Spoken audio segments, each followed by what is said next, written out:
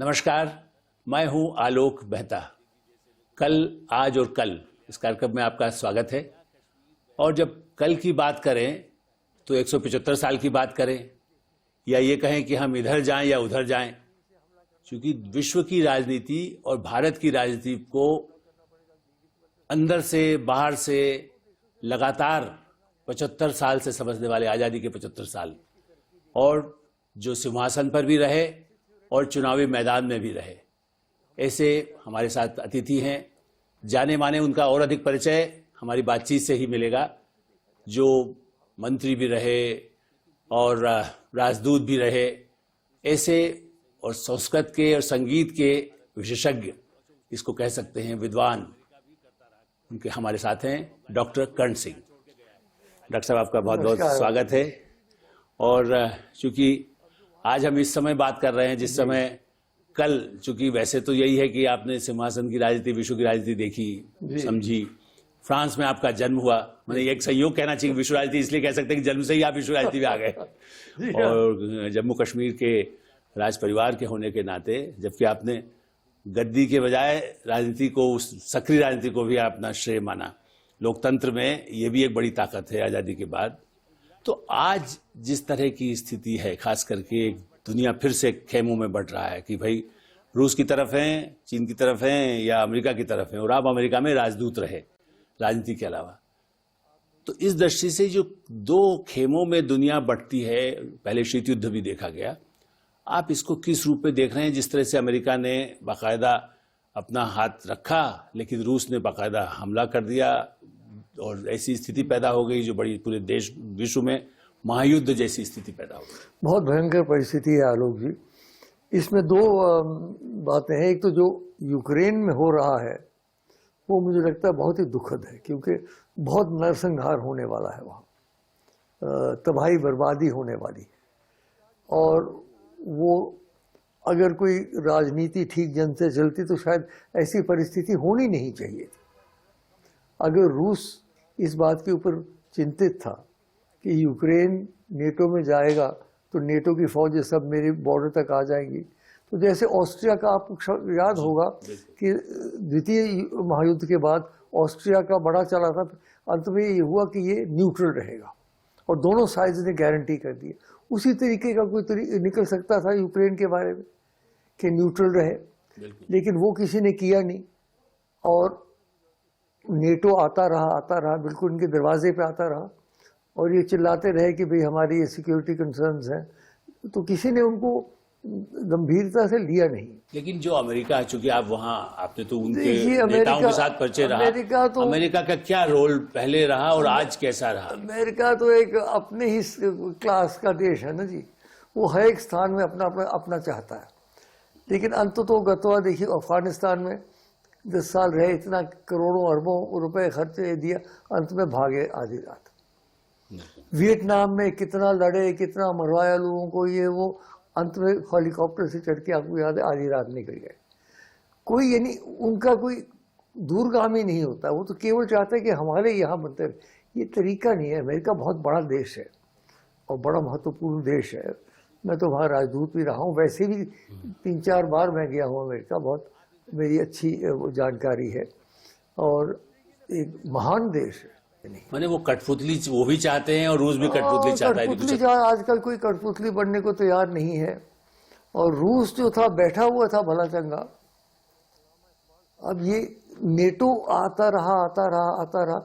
जब गोर्बाचोव ने ये सारा किया, जो मैं लगता हूँ बहुत बड़ा काम किया उन्होंने, क्योंकि वो एक तरीके से उपनिवेशवाद का आखिरी लास्ट कॉलोनियल एम्पायर में कहता सोवियत यूनियन को, क्योंकि सोवियत यूनियन के साथ सेंट्रल एशिया का क्या ताल्लुक है, एस्टोनिया, लैटविया, तो वो भी कॉलोनियल एम्पायर था।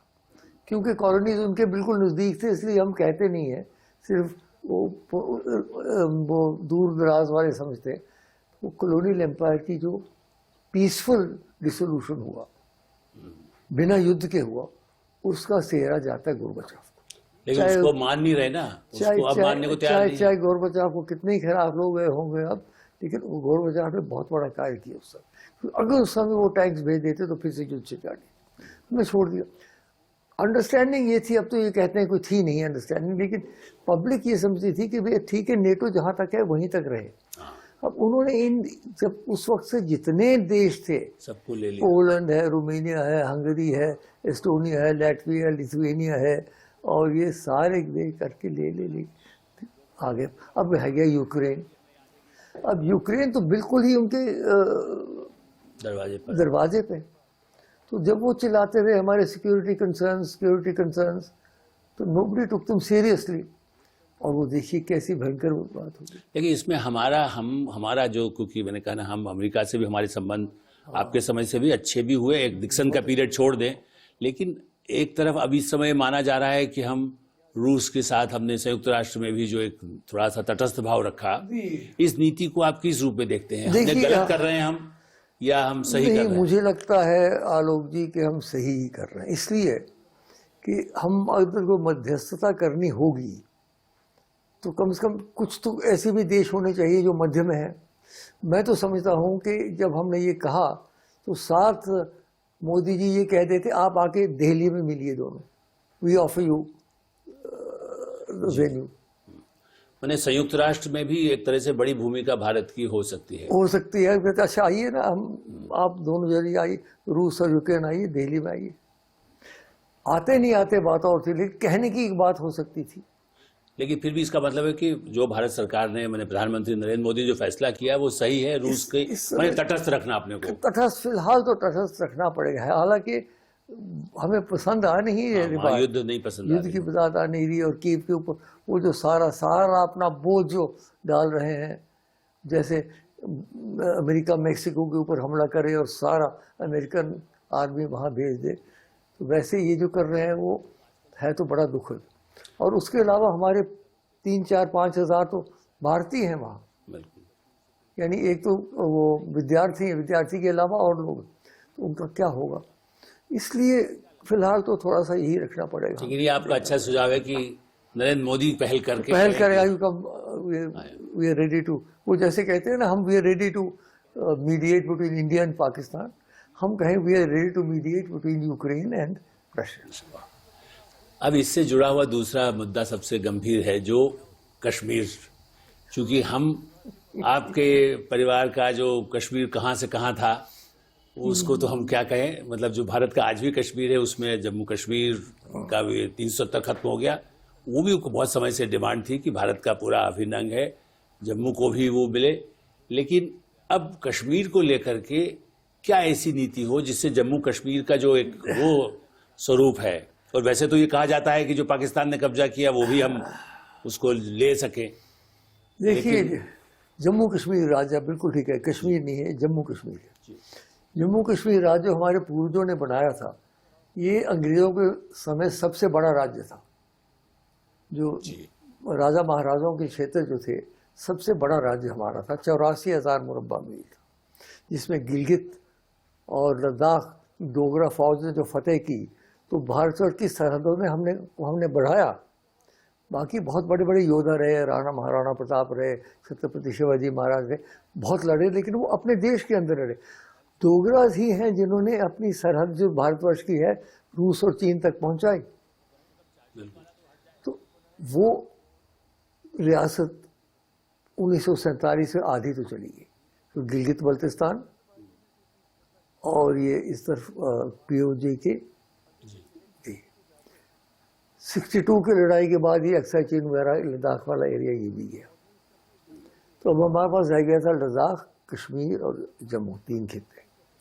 अब इन्होंने बड़ा ड्रास्टिक मेजर लिया, जो एक ही फड़ में उन्होंने रियासत को अब समाप्ति कर दी। एक तरीके से रियासत नहीं रही, उसको यूनियन टेरिटरी बना दिया, डिमोट कर वो तो कहा है कि अस्थाई है, मतलब ताकि उसका तो पहले जो जम्मू की डिमांड थी कि भाई परिसीमन होना चाहिए, 370 भी अस्थाई थी।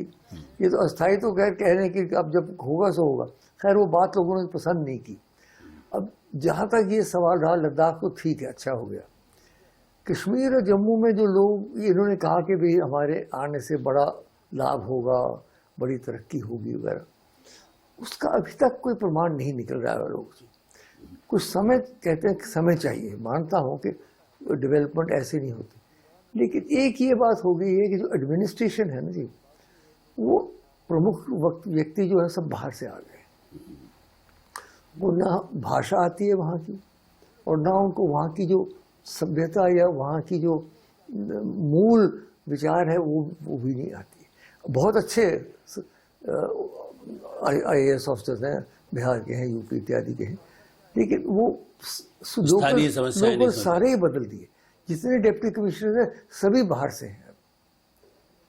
लेकिन ये तो आप मानेंगे कि शेख अब्दुल्ला के समय से परिवार का, वो नहीं कि परिवार का, बल्कि उससे लगातार अब्दुल्ला परिवार या मुफ्ती भी, बल्कि कहना चाहिए कि उसके बाद 3 भी साल के साथ गवर्नमेंट में रहे। लेकिन वो सब सत्ता में रह के उन्होंने कश्मीर के लिए, जम्मू कश्मीर के लिए वो नहीं किया, और भ्रष्टाचार इतना हुआ, शायद उसकी वजह है। मानते हैं।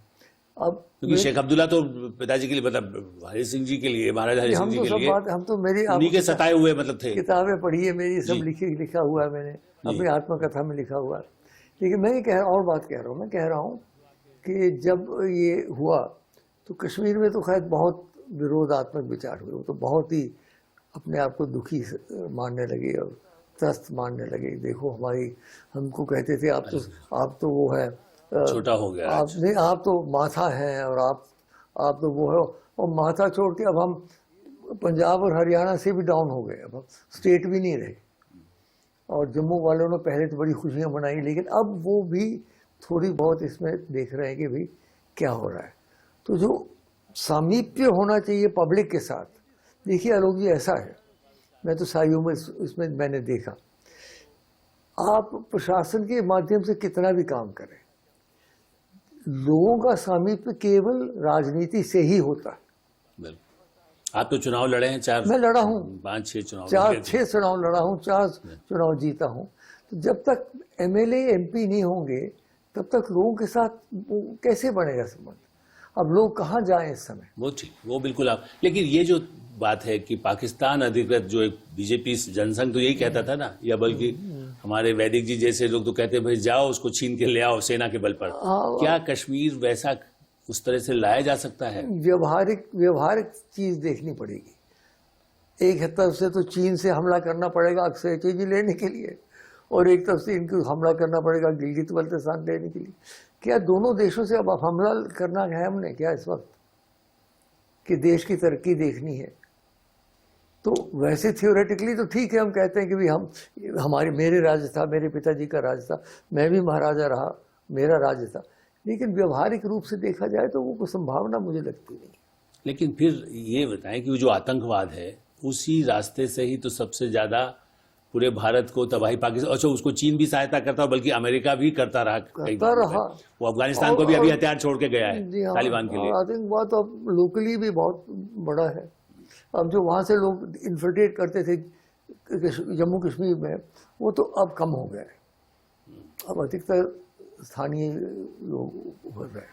एक डॉक्टर साहब, इस सत्ता में आने के बाद खास करके बीजेपी, वैसे अटल जी के समय भी रही, लेकिन इन पिछले 5-7 वर्षों में हिंदुत्व, आप तो हिंदू दर्शन पर आपकी पुस्तक है मेरे पास आज भी रखी हुई है, और आप हमेशा आप उसके अधिकृत हैं। तो आज और विराट हिंदू समाज तो स्थापित, मैं गया था पटना में, जो तो बड़े जलसे हुए हम ही ने तो करवाए। तो आप ये बताएं कि कौन सा हिंदुत्व, तो शशि थरूर और राहुल गांधी का भी हिंदुत्व है? मैं वही कह रहा हूँ, आप मेरी तकरीरें सुनेंगे या आप मेरी किताबें पढ़े, मैं तो वेदांत पे चलता हूँ।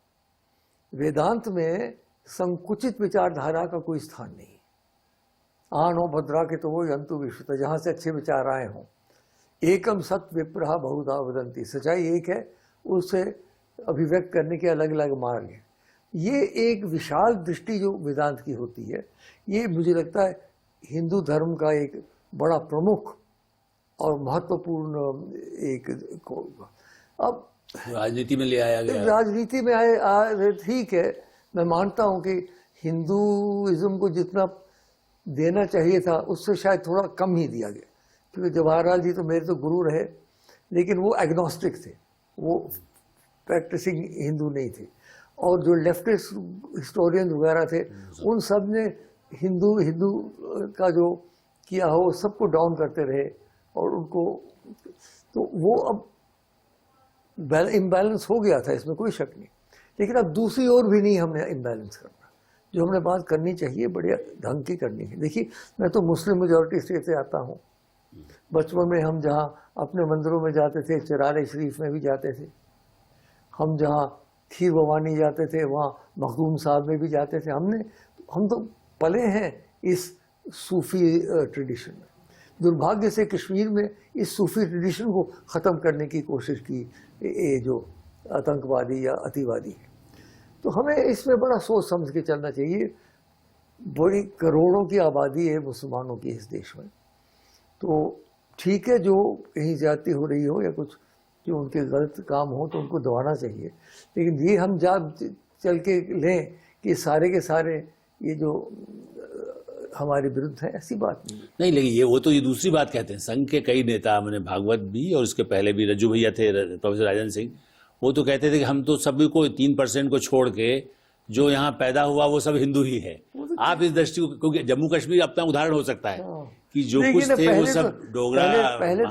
पहले तो सभी हिंदू थे। बाहर से तो ईरान से या तुर्क से तो कुछ लोग थोड़े से आए हैं, लेकिन उसका कोई खास महत्व नहीं है। कोई वैसे अल्लामा इकबाल सफरू से कहते थे अपने आप को, मैं कश्मीरी पंडित हूँ, लेकिन दैट डजंट प्रूव एनीथिंग। उससे आप नहीं कह सकते कि आप हिंदू, या तो उनके साथ व्यवहार करो फिर ऐसा हिंदुओं की तरह, वो भी नहीं करते। वो सरकार को वैसा करना चाहिए ना, वही सरकार का दायित्व है। हाँ, है तो सही। ये हम सबको लेके चलना चाहिए। मेरा कहना ये है कि सबको लेके चलना चाहिए यथासंभव, क्योंकि भारतवर्ष एक बहुधर्मी, बहु विचारधाराओं को, बहु संस्कृति का देश है। इसमें आप एकीकरण नहीं कर सकते। इसमें आप देखिए, तमिलनाडु में उनकी भाषा भी अलग है, उनकी विचारधारा अलग है, मणिपुर में अलग है, कश्मीर में अलग है, गुजरात। तो इतना विशाल देश है। एक एक राज्य हमारा जो है वो यूरोप के एक देश के मुकाबले में बराबर है। इसलिए इन सबको चलाना बड़े सोच समझ के करना चाहिए। ये आपने ठीक कहा कि जिस तरह का ये है, इसमें क्या देश में प्रधानमंत्री चूंकि बड़ा शक्तिशाली, तो नेहरू भी थे, अपनी मर्जी से करते थे, इंदिरा गांधी करती थी, और प्रधानमंत्री नरेंद्र मोदी भी। और बीच में जो जिस तरह का एक गतिरोध संसद में, चूंकि आप तो वर्षों तक संसद में भी रहे, गतिरोध पैदा होता है। तो राष्ट्रपति, चूंकि अब राष्ट्रपति का चुनाव फिर आने वाला है और लोग फिर से कहते हैं, डॉक्टर कर्ण सिंह, पिछली बार भी हमें याद है कि 10-15 वर्ष पहले भी बात होती थी कि राष्ट्रपति हो। वो तो 2007 की बात है, पुरानी बात होगी। मेरा कहना है कि क्या राष्ट्रपति की भूमिका और प्रधानमंत्री की भूमिका और एक लोकतंत्र को मजबूत करने की आपकी दृष्टि क्या है? देखिए, प्रधानमंत्री तो मजबूत है ही है और बड़े प्रभावशाली वक्ता है, और बहुत सारे कार्यक्रम अच्छे भी हैं, जैसे स्वच्छ भारत है, बहुत अच्छा कार्यक्रम है, या जो देखते जो अनेक कार्यक्रम उन्होंने शुरू किए हैं, आयुष्मान भारत है, आयुष्मान भारत है, स्वस्थ भारत इत्यादि। योग, जो विश्व में योग फैलाया गया, वर्ल्ड डे ऑफ योगा जो हुआ, ये कुछ उपलब्धियां हैं उनकी, कुछ शक नहीं। लेकिन ये है कि ये इसमें राष्ट्रपति का तो क्या बताएं, अलग अलग राष्ट्रपति हुए। जैसे महान राष्ट्रपति बाबू राजेंद्र प्रसाद रहे, डॉक्टर राधाकृष्णन रहे, जो वे हमारे गुरु थे। जैसे जवाहरलाल जी हमारे राजनीतिक गुरु थे, ये हमारे बौद्धिक गुरु थे राधाकृष्णन, और डॉक्टर जाकिर हुसैन रहे। तो बड़े बड़े विद्वान लोग रहे।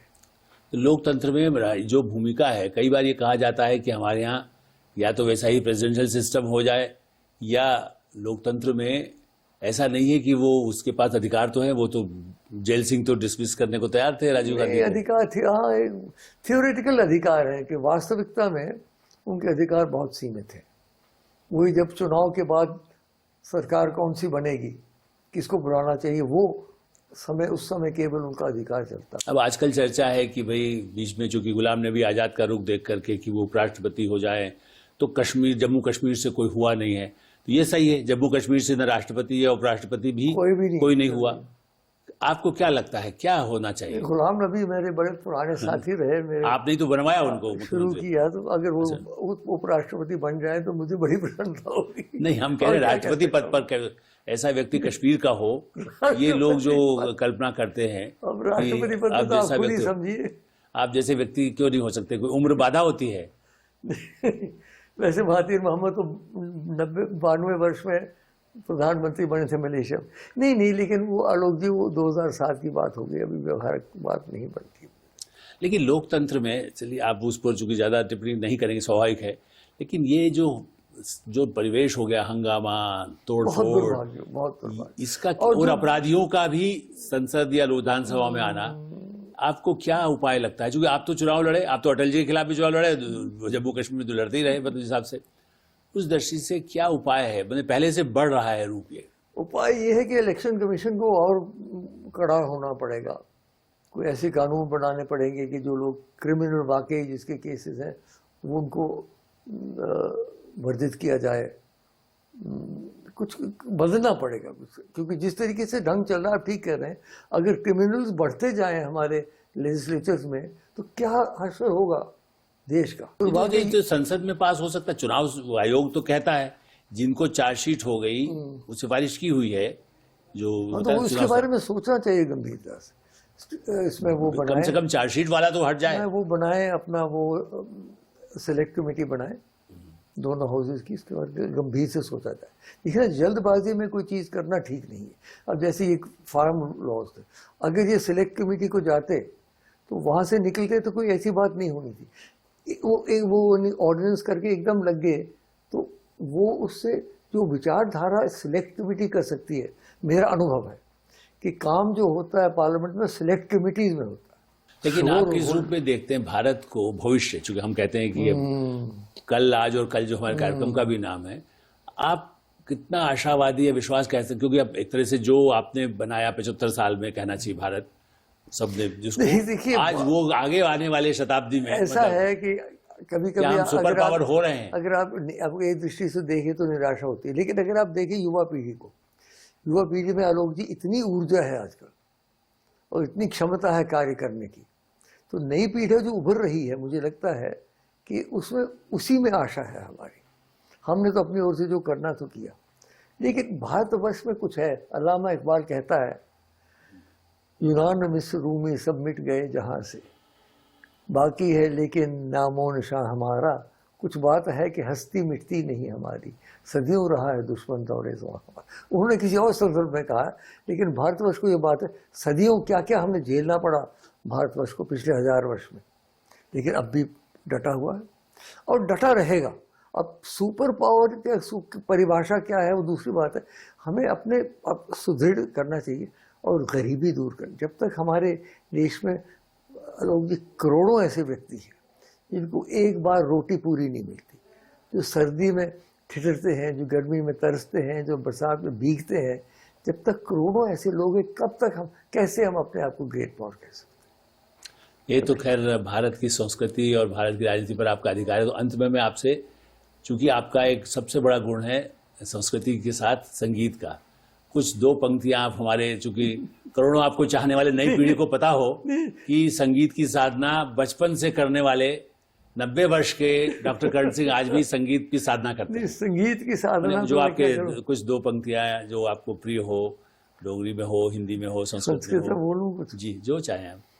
गंगा तरंग रमणीय यथा कलापम गौरी निरंतर विभूषित वाम भागम नारायण प्रियमनंगमदापहारम वाराणसी पुरपतिम भज विश्वनाथम तेजोमयम सगुण निर्गुणम अद्वितीयम आनंद कंदम अपराजितम अप्रमेयम नागात्मकम सकल निष्कलमात्म रूपम वाराणसी पुरपतिम भज विश्वनाथ। इसका हिंदी दर्शकों के लिए जरूर बताएं। नहीं, हिंदी समझ जाएंगे। ये वाराणसी विश्वनाथ जी का है कि कैसे वो